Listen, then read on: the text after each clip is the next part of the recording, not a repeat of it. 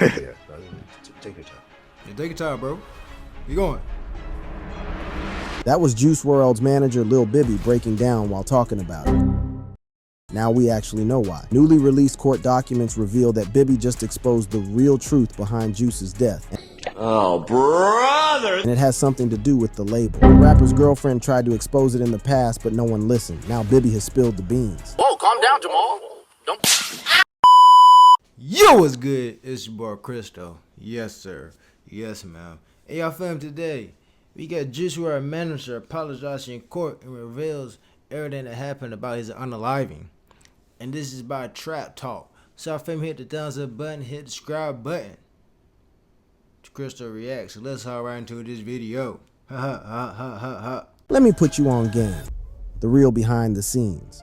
The streets was already whispering about Juice WRLD's struggles way before that fatal flight touched down in Chicago. The young king wasn't just battling the industry. He was fighting demons that had been haunting him since he was a shorty, and his whole circle knew it. But here's where it gets real grimy. Some of the same cats who claimed they loved him might have been the ones enabling his downfall. Stop it. Juice WRLD had been spiraling out of control for months before his death on December 8th, 2019. And everybody in his camp could see the writing on the wall. But in the hood, loyalty sometimes means keeping your mouth shut, even when your homie is self-destructing right in front of you.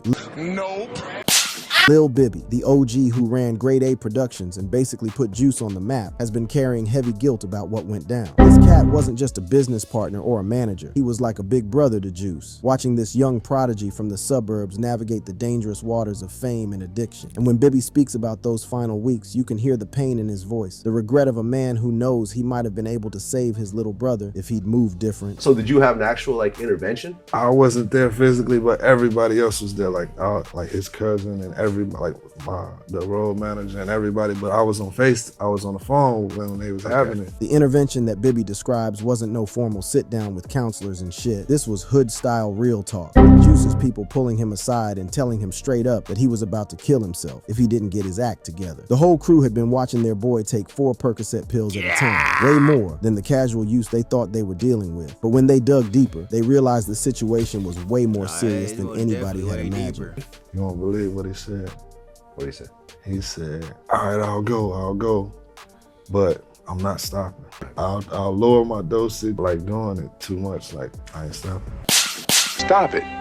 That response right there should have been a red flag bigger than a stop sign. When your homie tells you he'll go to rehab but he's bringing his drugs with him, that's not recovery, that's just changing the location where he gets high. But in the streets, sometimes you think loyalty means respecting somebody's choices, even when those choices are straight up deadly. The whole crew was walking a tightrope between supporting their boy and enabling his destruction. Now let's keep it 100 about D Savage's role in all this mess. This cat has been vocal about having deep conversations with Juice about their shared addiction struggles, painting himself as someone who understood what Juice was going through. Okay.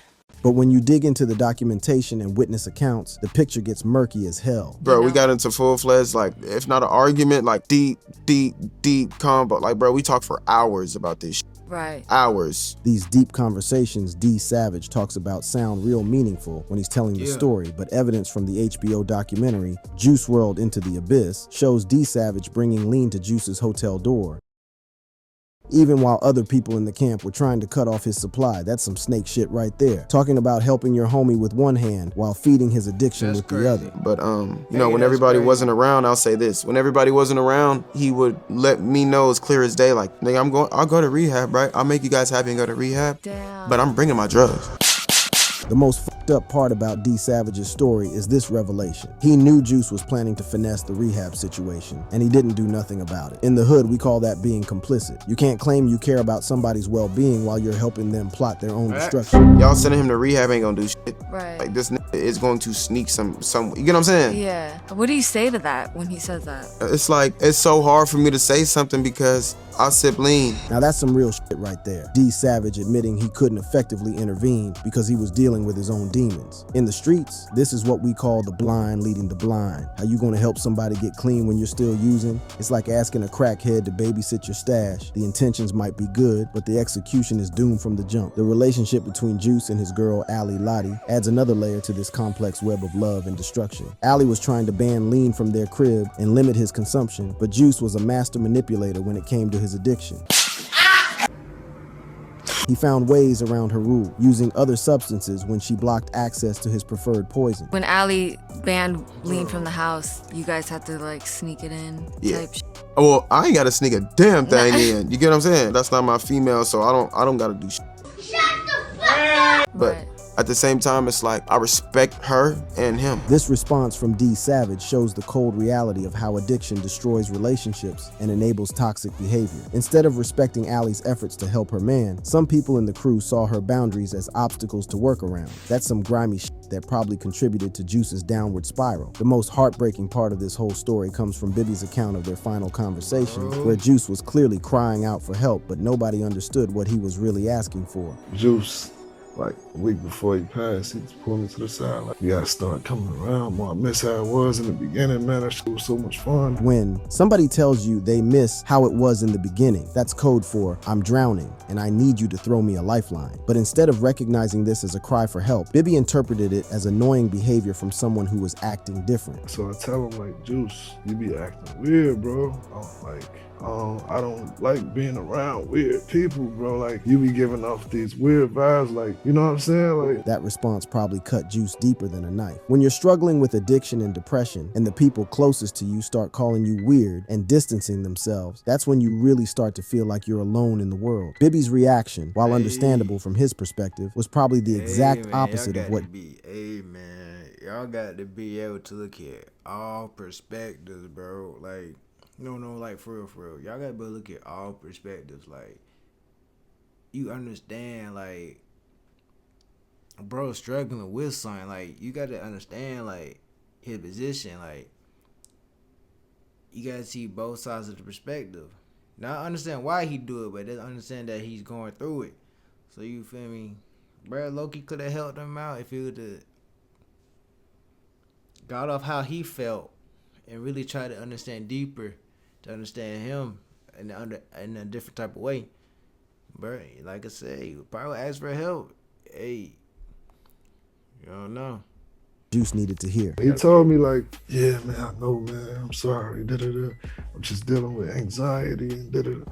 I said, bro, what the fuck? Like, I got anxiety too. What are you talking about, bro? Like, this exchange shows how close they came to having a real breakthrough moment. When Juice admitted he was dealing with anxiety, that was probably the biggest understatement of his life. He was likely drowning in depression, addiction, and suicidal thoughts, but he was trying to open up in the only way he knew how. Bibby's response, while not malicious, missed the mark completely. Juice's mother, Carmela Wallace, has been vocal about her frustrations with his inner circle, and her criticisms hit different when you understand the full scope of what was happening around her son. I just felt like his best interest wasn't being looked out for. I think people had their own agendas. I think they liked the lifestyle. Mama Wallace wasn't holding back with that assessment. And when you look at how some people in Juice's circle were moving, her concerns seem justified. When people's livelihoods depend on keeping an artist productive and generating revenue, it creates f***ed up incentives where getting someone clean might mean losing your income.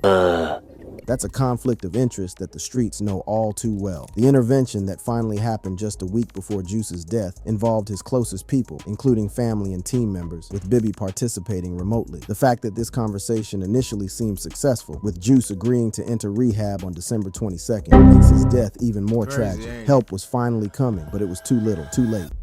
That fatal night when everything went left in Chicago. Now we gotta talk about December 8th, 2019, the night that changed everything and took one of the realest young voices from the culture. This wasn't supposed to be how the story ended, but when you mix addiction, federal law enforcement, and panic at 30,000 feet, you get a recipe for disaster that nobody could have predicted. What went down at Chicago's Midway Airport that cold winter night wasn't just a tragic accident. It was the culmination of years of struggle, missed opportunities, and a system that failed to protect a vulnerable young artist. The day started like any other for Juice Wrld and his crew. The private jet had bounced from Van Nuys Airport in Los Angeles, carrying 9 passengers, including the 21-year-old rapper, his girl Ali Lottie, the kid Leroy, and his whole entourage. This wasn't just any flight back to the Chi. This was supposed to be a homecoming celebration for the young king who was about to turn 22 and had the whole world in his hands. But the feds had other plans. Federal agents and Chicago police were already posted up at Midway Airport around 2 a.m., moving off what they claimed was intelligence about potential drugs and weapons on the aircraft. This wasn't no random search or bad bad luck. This was a coordinated law enforcement operation that had been planned before that plane ever touched down on Illinois concrete. The implications of this pre-planned intervention would prove catastrophic for a young man who was already fighting demons most people couldn't imagine. When that jet hit the tarmac at approximately 2 a.m., the vibe inside went from chill to tense real quick. The passengers, who had been knocked out sleeping for most of the journey, suddenly found themselves in the middle of what would become a life or death situation. During the search that followed, authorities discovered some serious contraband: 70 pounds of marijuana, 6 bottles of prescription codeine cough syrup, 2 9mm pistols, a .40 caliber pistol, a high-capacity ammunition magazine, and metal-piercing bullets. Nope. This wasn't no small-time personal use situation. We're talking about quantities that would have had the whole crew facing serious federal time. Yeah, boy. In the hood, we know what happens when the feds roll up with that kind of evidence. Somebody was about to catch a case that could have put them away for decades. It was in this moment of pure panic that Wrld made the decision that would cost him his life. According to multiple witness accounts and later investigations, the young rapper allegedly consumed several Percocet pills in a desperate attempt to hide them from the authorities. This wasn't a calculated suicide attempt. This was a scared young man making a split-second decision born from terror of spending his prime years locked up in a federal penitentiary. Wrld apparently, the feds were raiding his private plane, and he just popped a bunch of perks because he had them on him. Yeah, I mean, that's what I read in the news. The kid Leroy, who was on the plane and witnessed everything firsthand, provided a harrowing account of what went down in those final moments. I remember walking off the plane and seeing through the window all the police and shit. They said, "Everybody get your passports out." So I'm sitting down and Juice is sitting across from me. I kind of froze. I didn't really know what I could do to help him, so we're all just sitting there panicking. What Leroy describes next is the kind of scene that haunts you forever. At first, we just thought he was having a seizure, but then blood started coming out of his mouth and his nose. Then everybody obviously started freaking out way more. Then the police came over and handcuffed us all in a line and said, "Get the f*** away from him." They're telling Allie he's fine, but we're all looking like, bro, he's bleeding. That last part is what makes this whole situation so f***ed up. Here you got a young man bleeding from his mouth and nose, clearly in the middle of a medical emergency, and the police are more concerned with securing their crime scene than saving a life. That's some cold-blooded shit that shows how the system values procedure over human life, especially when that life belongs to a young black man from the streets. The recently released body cam footage captures this chaos in real time, showing Allie Lottie crying and screaming as she watched her man slip away right in front of her eyes.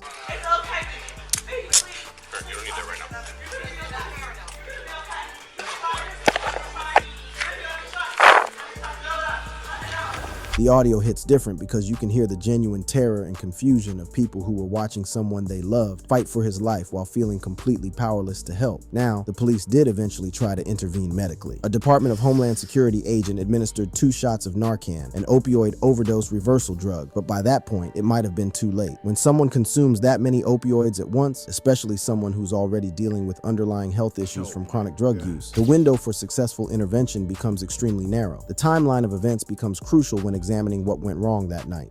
Wrld began having violent seizures with blood coming from his mouth and nose, clear signs that required immediate professional medical intervention. But according to witness accounts, there seemed to be a delay between when his medical emergency became apparent and when paramedics took control of the situation. Despite the eventual efforts to revive him, Wrld was transported to Advocate Christ Medical Center in Oak Lawn, Illinois, where he was pronounced dead at 3:14 a.m.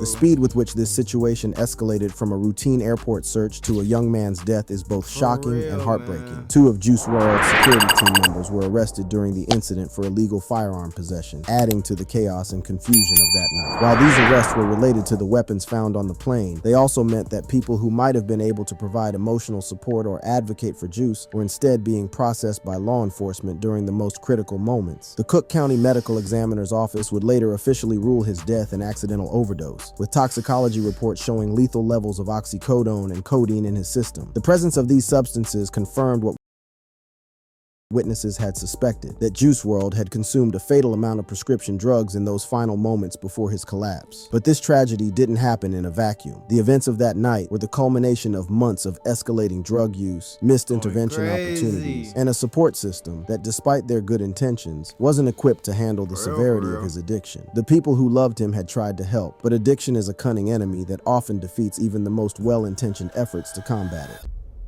The real truth comes out, what his people are Alright, let's see finally what's going saying. down. In the years since that tragic night at Midway Airport, the full scope of what really went down has slowly been coming to light. And some of the revelations have been hard as hell to stomach. Chris Long's revelations about the lengths he went to protect Juice have been eye-opening for people who didn't understand just how bad the situation had gotten. Chris Long, Juice's videographer and day one homie, was doing some next level protective shit that shows how deep the love was in that circle. This cat was literally testing Juice's drugs for fentanyl contamination, trying to make sure his boy didn't accidentally kill himself with tainted product. So stop it. So basically, well, I mean, I bought fentanyl test strips. Oh, got it. Yeah. Got it. Okay. So whenever he would get drugs or whatever, like he would basically get a decent batch at a time or whatever. I'd go in and just take a bunch of random pills, and then you like crush up the pill, mix it with water, and put the test strip in it, and it tells you if it's positive or negative for fentanyl or whatever. Real recognize real. Chris Long was putting his own safety on the line to protect his homie. But here's the twisted reality of addiction. By making Juice's drug use safer, Long might have inadvertently enabled him to keep using instead of facing. No. That's, you still L mans, bro. Cause you just clean. You just make sure they clean for him. They ain't helping him, bro. You gotta take the bottle. You gotta be like, crush them all up and throw them away, bro. You don't need them. For real though. Nah, man, you L bands, man. You basically just subconsciously made that man realize that it's okay to take them. That's all she said. The natural consequences that might have motivated him to get clean sooner. It's a f***ed up position to be in, watching your homie slowly kill himself while you're trying to minimize the damage. Ali Lottie has been making some controversial claims about what really happened that night, and her statements have stirred up a lot of debate in the streets. In 2022, she went on record saying, "Y'all mad cause literally, I'm like, oh, blah, blah, blah. You guys think he died from an overdose. You're wrong. You're wrong. Literally, you're wrong. So suck a dick, okay? Nope. Suck a dick." These claims have sparked conspiracy theories among fans, but they haven't been backed up by any official evidence. DJ Scheme, who was tight with both Juice and XXXTentacion before their deaths, has provided his own perspective on the tragedy. He described Juice as my brother and talked about how deeply the loss affected his confidence as an artist. When Ali Lottie started making her claims about the circumstances of Juice's death, Scheme publicly apologized to fans, which suggests he accepts the official cause of death and doesn't want to fuel conspiracy theories. The documentary Juice Wrld: Into the Abyss has provided crucial context and insight into his struggles. Director Tommy Oliver made it clear that his goal was to show the reality of Juice's battle with addiction rather than create mystery or feed into conspiracy theories. The documentary includes extensive footage of Juice discussing his struggles openly, providing a clear picture of someone who was fighting demons that ultimately proved too powerful to overcome. But the real MVP in terms of keeping Juice's legacy real and meaningful has been his mother, Carmela Wallace. Impulsiveness. You know, it was just that self-control that he just didn't have, and focus, like in school. He hated school. Very, very smart, but he didn't like the idea of school, so it was always a struggle with him in school. His mother's reflection on his childhood behavioral issues provides crucial context for understanding how a smart kid from the suburbs ended up trapped in a cycle of addiction and self-destruction. The impulsivity she describes wasn't just teenage rebellion, it was an early warning sign of the mental health struggles that would eventually consume him. This woman has been remarkably open about her son's struggles with prescription drug dependency, and she's not trying to sugarcoat nothing or create some false narrative about what took him from us. In my head, I would say, you know, he wouldn't be struggling anymore with drugs. You know, he would have conquered that and just living his best life. So, yeah, I have that picture in my head. Mama Wallace's honesty about her son's struggles is both heartbreaking and necessary. She's not trying to protect some perfect image. She's trying to make sure his death serves a purpose and helps other families avoid the same tragedy. Her establishment of the Live Free 999 Foundation represents an effort to turn her grief into action, providing support for young people who are struggling with the same demons that took her son. The foundation's work serves as both a tribute to Juice's memory and an acknowledgement that the systems surrounding him weren't adequate to protect him when he needed help most. It's also a recognition that addiction and mental health issues require professional intervention, not just love and good intentions from friends and family. financial and legal aftermath of Juice's death has been complicated, with his estate continuing to generate millions from posthumous releases like Legends Never Die and Fighting Demons. These albums have achieved massive commercial success, ensuring that his family benefits financially while also keeping his message alive for fans who continue to connect with his music. The revelations that have come out in the years since his death paint a picture of missed opportunities, miscommunications, and the devastating consequences when well-intentioned efforts fall short of what's actually needed. His story serves as a wake-up call about the need for better support systems for young artists who are dealing with fame, money, and mental health challenges they're not prepared to handle. Perhaps most importantly, Juice WRLD's story continues to resonate with millions of young people who see their own struggles reflected in his music. His openness about mental health, depression, and addiction helped normalize conversations about these issues and provided comfort to countless fans who felt understood by his lyrics. His legacy serves as both a warning about the dangers. They do for real, man. For real, if y'all got any addictions, you feel me, that is hindering y'all in y'all life. I'm talking about anything that y'all feel like that y'all just need to get rid of, that just hindering y'all. Y'all need to go find help, find something to get rid of that. You feel me? If it's hardcore, you feel me, substance, make sure you go find you some help for real, man. For real, cause you don't know how it might be, man. So watch out. Be safe out there. Be aware. But I feel that conclude the video, man. It's your boy CristoReacts out. Yeah. And I need me to do. If I ain't get paid, I ain't doing the show. Shit, I'm finna.